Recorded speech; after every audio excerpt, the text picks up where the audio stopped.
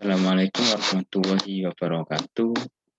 Kembali lagi kita akan mendiskusikan satu topik yang berkaitan dengan sosiologi komunikasi, yakni terkait budaya masyarakat dan budaya populer. Pada pertemuan ini kita akan membahas apa itu budaya massa dan apa itu budaya populer.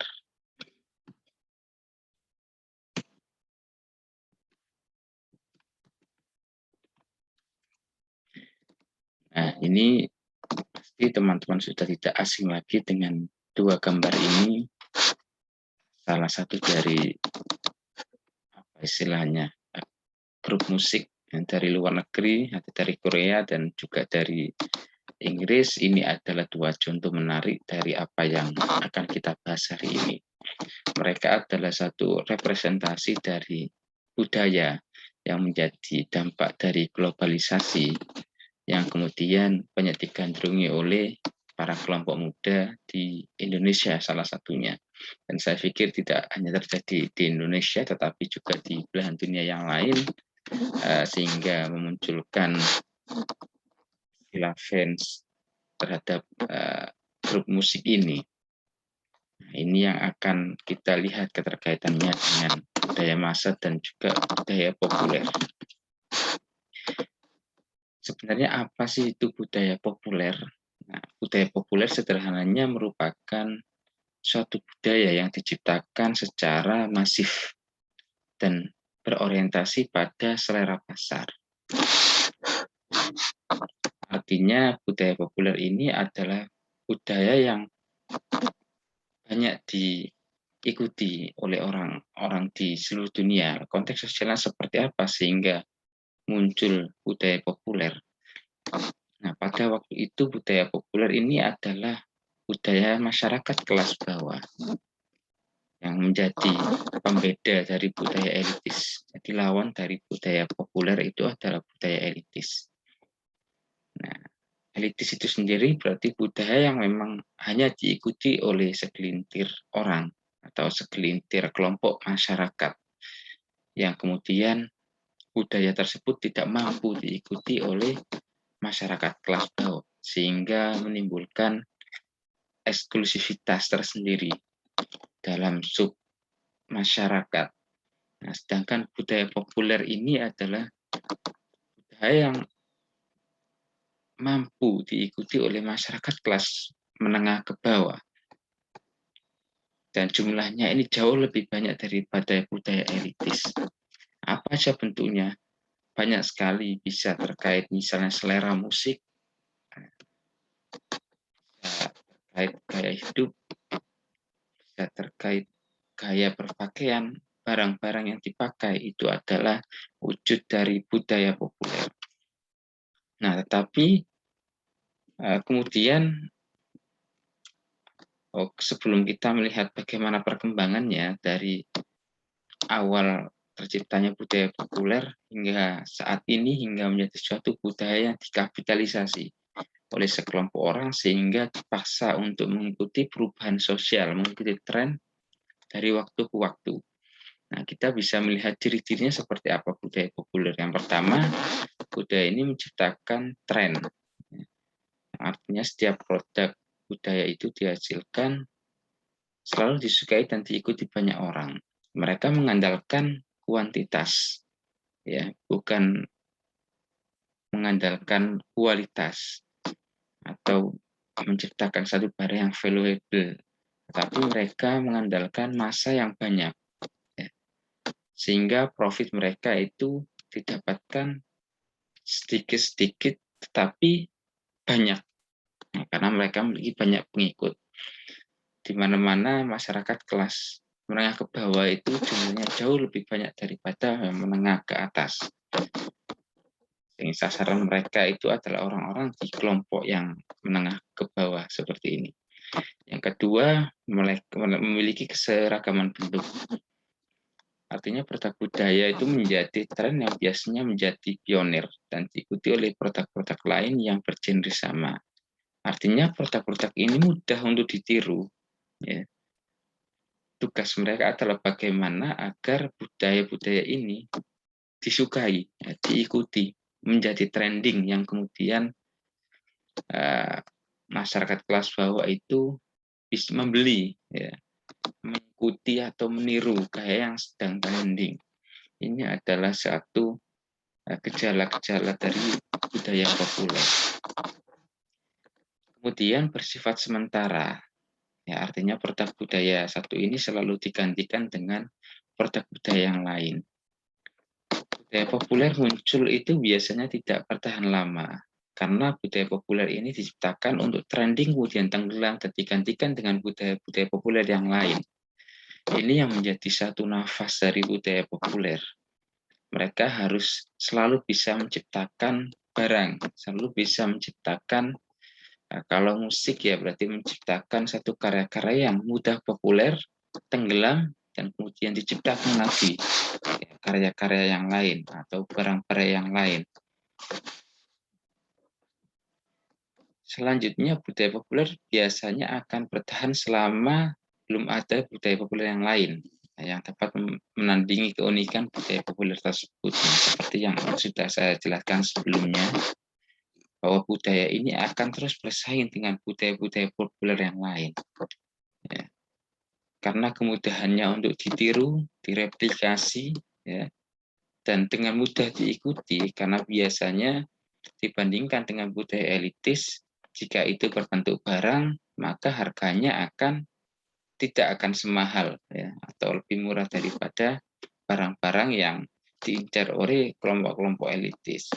Dan yang terakhir, cenderung tidak bertahan lama. Ya memang barang-barang seperti ini memang diciptakan untuk dirusak, ya, kalau yang barang-barang itu ada wujudnya, kemudian diciptakan lagi barang-barang yang baru, begitu seterusnya. Kemudian kita akan melihat bagaimana perkembangannya dari satu budaya kelompok kelas bawah pada waktu itu, pada masanya, pada awal kemunculannya, itu kemudian berkembang menjadi sangat pesat, dan seiring dengan digitalisasi, seiring dengan pengaruh media, kemudian budaya populer ini berkembang pesat, ya, dikapitalisasi, diindustrialisasikan, ya, target pasarnya menjadi semakin banyak, sehingga kuantitas itu benar-benar menjadi satu keuntungan yang luar biasa. Karena adanya globalisasi, barang yang ada di satu tempat itu kemudian dengan mudah untuk diinformasikan, disebarluaskan ke belahan dunia yang lain.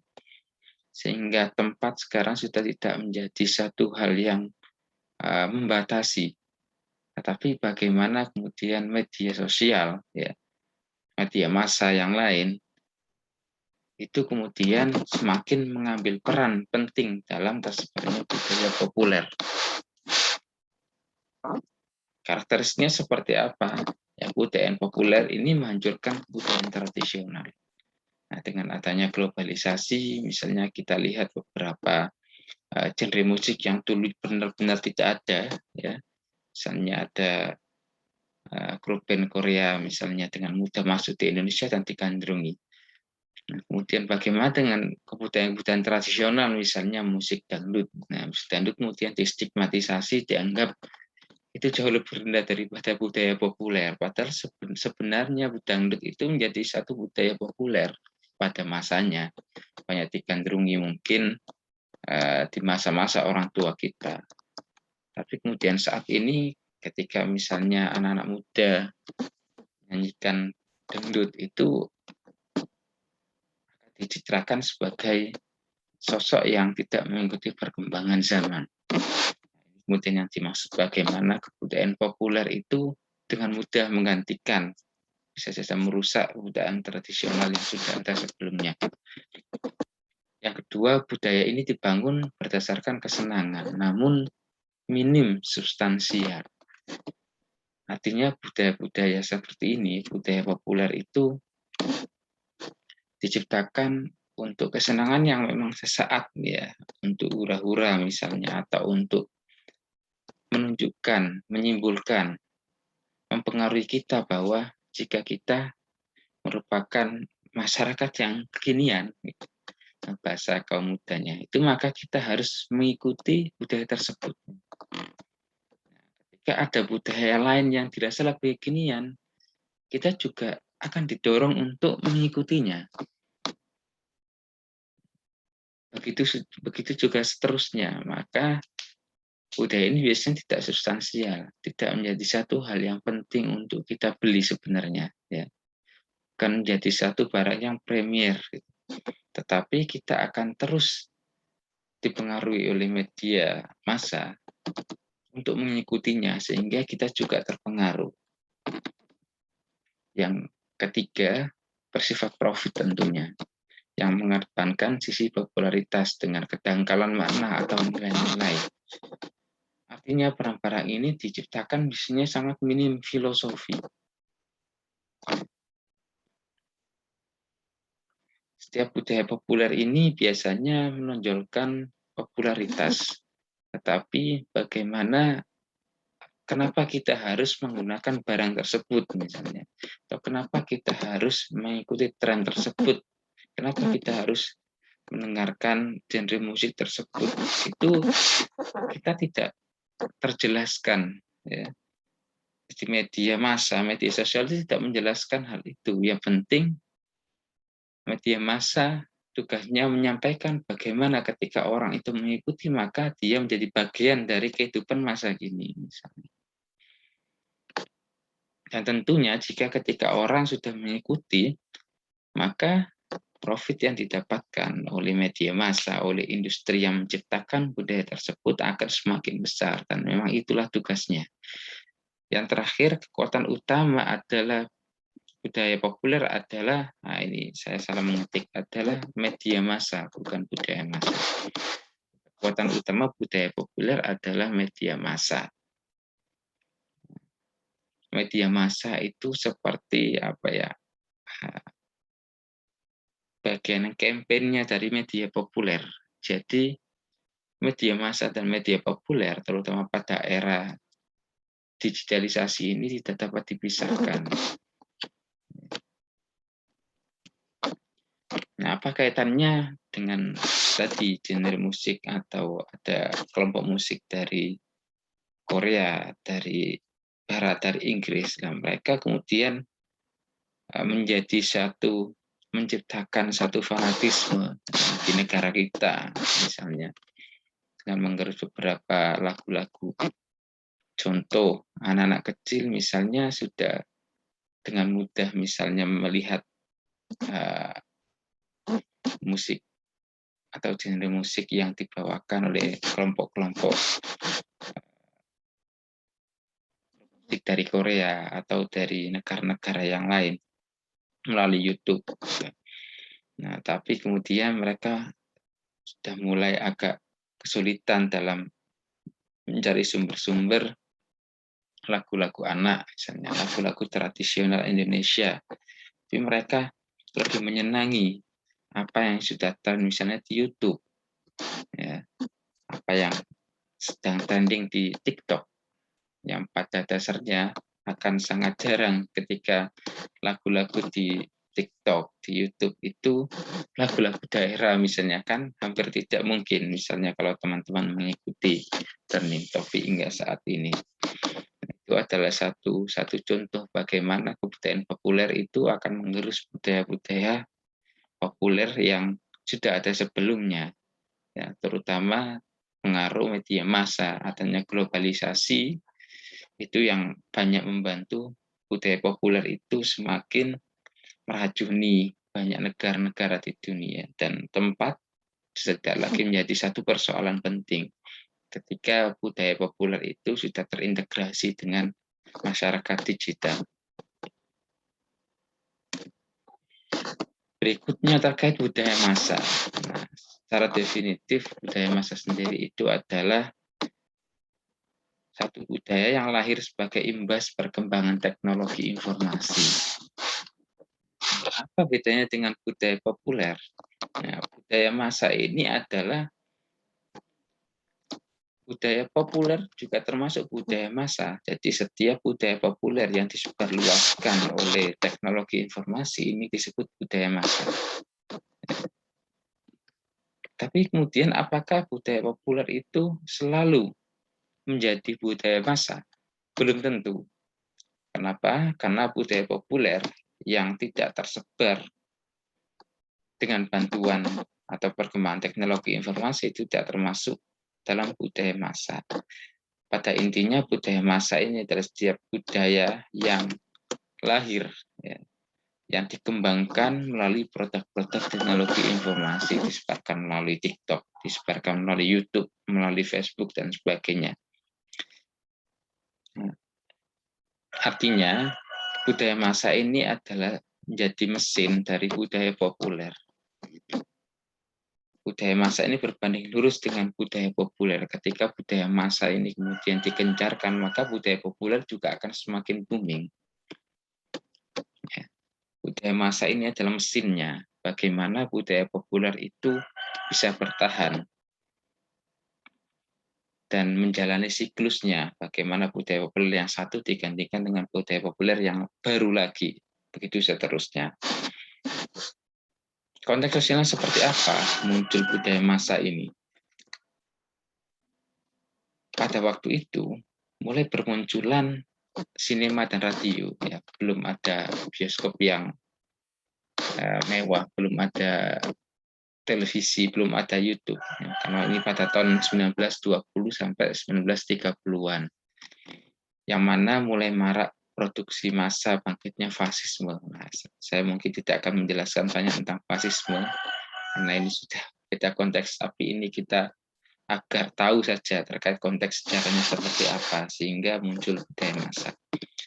Bangkitnya fasisme serta demokrasi liberal di sejumlah negara barat. Nah, demokrasi liberal ini adalah suatu kebebasan, ya, yang mana masyarakat itu bisa menyampaikan apa saja melalui media yang tersedia, termasuk radio, sehingga mereka menyebarkan informasi, menyampaikan apa yang mereka sukai, kemudian kebetulan banyak orang-orang lain yang kemudian menyukai. Misalnya, saya pada waktu itu mencoba untuk menggunakan celana jeans misalnya, yang modelnya seperti apa ya, besar bawah. Nah, misalnya dulu seperti itu. Kemudian saya coba foto, saya sebarkan di sinema, saya sebarkan di surat kabar, misalnya pada waktu itu. Ternyata banyak orang yang suka. Nah, yang mana banyak suka itu kemudian ditiru oleh masyarakat, kelompok-kelompok masyarakat yang lain, terutama masyarakat yang kelas menengah ke bawah. Nah, sehingga ini kemudian banyak diulas di media-media massa, disebarkan, kemudian semakin banyak lagi ditiru oleh kelompok-kelompok yang lain. Nah, ini menjadi budaya massa. Pada waktu itu ibaratnya seperti itu. Karena semakin liberalnya, ya, semakin bebasnya masyarakat untuk berekspresi, sehingga muncul namanya budaya massa.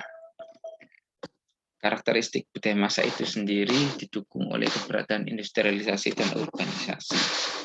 Nah, artinya ketika ada budaya massa, maka produk itu tidak bisa diciptakan hanya satu P, ya. Jadi ketika itu menjadi budaya massa, maka harus diiringi dengan industrialisasi, harus diiringi dengan produksi yang masif.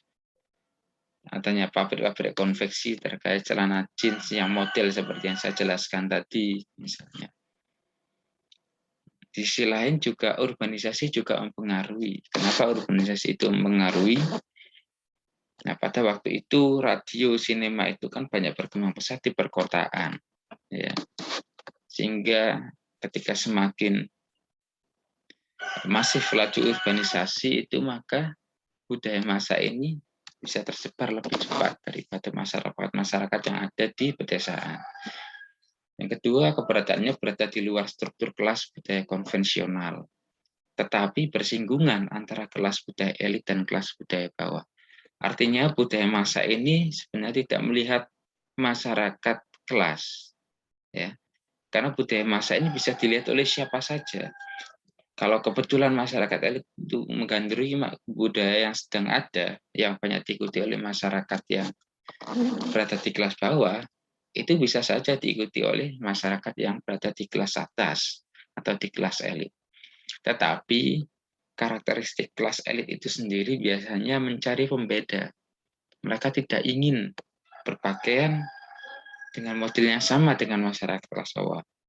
Maka biasanya mereka menciptakan sendiri model-model pakaian yang hanya bisa dipakai dan hanya bisa dibeli oleh masyarakat elit. Biasanya salah satu yang menjadi komponen penting itu adalah terkait merek, terkait harga. Mereka ingin tampil di atas dari yang biasa atau yang banyak dipakai oleh masyarakat. Tiga, budaya massa mampu membentuk jaringan budaya global, serta penyebaran ideologi budaya global. Artinya budaya massa itu bisa menjadi satu tools, bisa menjadi satu alat untuk penyebaran apapun, ya. Karena itu adalah budaya massa, maka yang disebarkan itu tidak hanya cara berpakaian, tidak hanya cara bermusik, ya. Tidak hanya barang-barang yang sedang trending saat ini, tapi juga ideologi itu bisa disebarkan melalui budaya massa. Ya. Saya ambilkan contoh, misalnya sekarang pada musimnya, misalnya ya, saya kurang tahu apakah sekarang masih musim atau enggak, misalnya berjilbab gaya masa kini itu seperti apa, ya, misalnya diputar-putar sampai menjirat leher. Nah, itu kan jadi satu budaya yang ternyata banyak diikuti oleh anak-anak muda sekarang, bahwa gaya berjilbab yang baik itu diputar-putar sampai menjirat leher. Nah, itu adalah salah satu bentuk dari budaya massa yang kemudian banyak dijadikan produk-produk iklan. Nah, bagaimana kemudian mulai banyak bermunculan industri-industri konveksi kerudung yang menciptakan model kerudung yang seperti itu. Ideologinya seperti apa? Nah, yang mereka bawa adalah ideologi-ideologi terkait agama. Atau contoh lagi misalnya terkait berkerudung yang islami sampai lutut misalnya.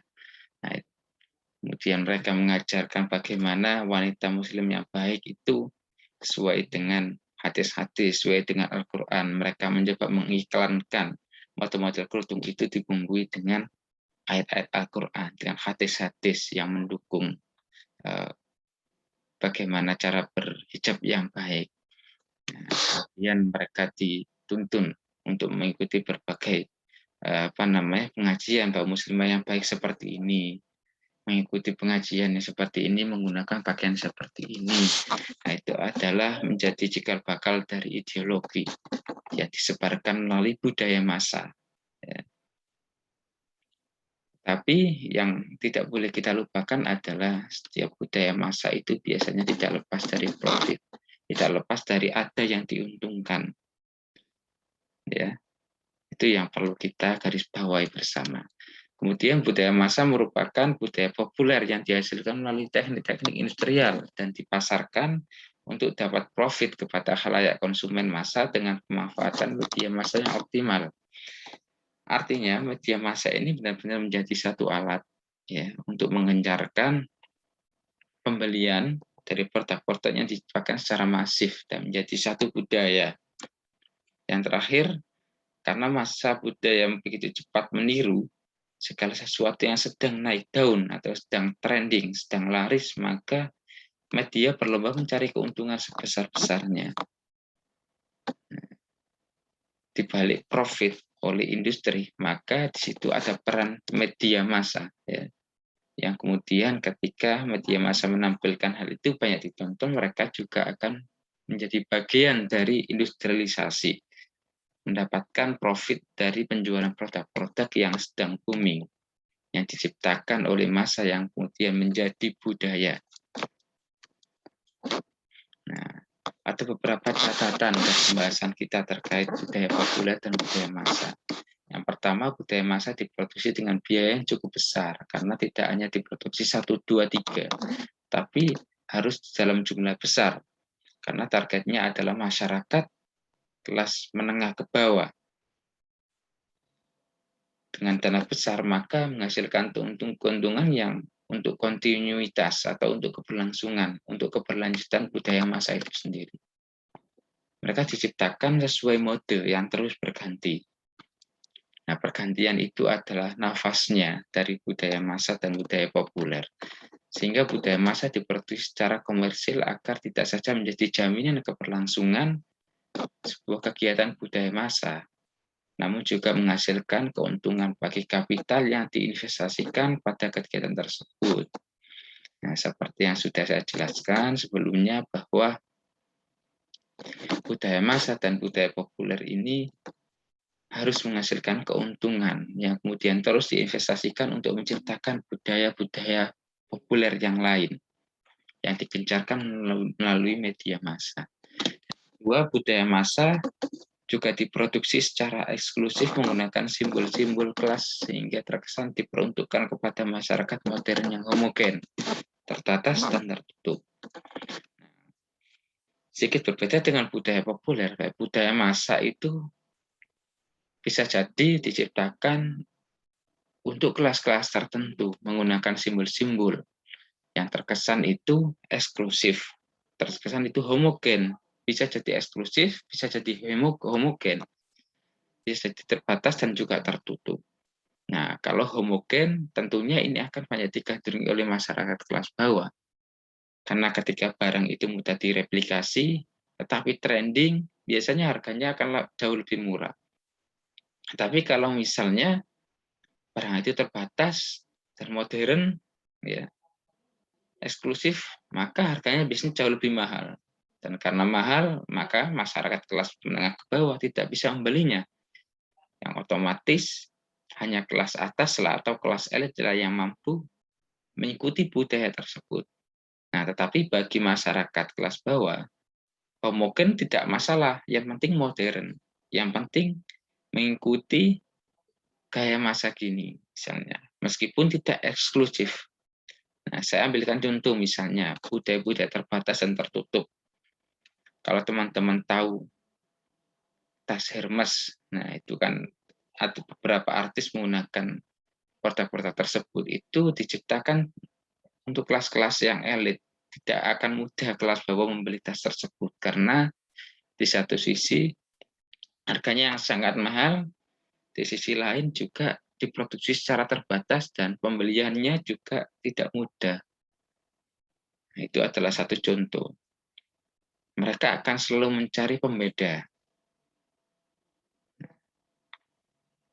Syarat utama dari eksklusivitas budaya massa adalah keterbukaan dan ketersediaan terlibat dalam perubahan budaya secara massal. Nah, artinya yang penting kalau bagi masyarakat kelas menengah ke bawah adalah mereka mengikuti budaya yang diikuti oleh masyarakat secara umum. Sehingga perubahan itu kemudian terus terjadi. Mereka terus digiring oleh budaya-budaya baru. Baik terkait konsumerisme, ya, gaya hidup, maupun terkait selera musik dan sebagainya. Itu mereka terus digiring untuk mengikuti budaya-budaya yang diciptakan oleh industri-industri tertentu. Yang mana tujuannya adalah mendapatkan profit bagi industri tersebut dan kita semakin termodernisasi. Padahal tidak harus mengikuti budaya tersebut, tapi karena pengaruh dari media, maka seakan-akan kita mengikuti budaya tersebut menjadi manusia yang modern. Dan terakhir, budaya massa dan populer menjadikan massa itu sebagai objek yang terus untuk digiring ke dalam budaya-budaya baru. Agar industrialisasi terus hidup dan berjalan.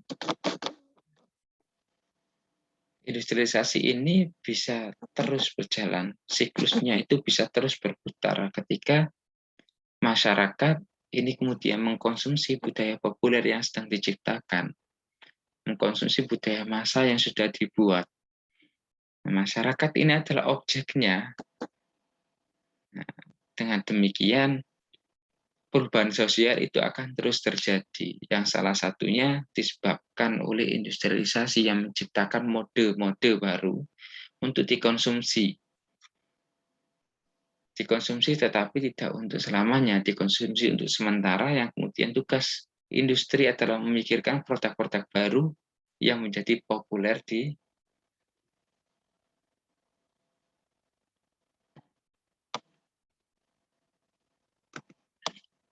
maksud saya yang populer untuk di era-era selanjutnya. Maaf ada gangguan tadi sebentar. Nah, itu saja yang bisa saya sampaikan untuk pertemuan ini. Silakan ditanyakan jika ada yang belum difahami di grup, dan jangan lupa untuk terus belajar dan mencari materi secara mandiri terkait budaya populer dan budaya massa. Sekian dari saya. Terima kasih. Wassalamualaikum warahmatullahi wabarakatuh.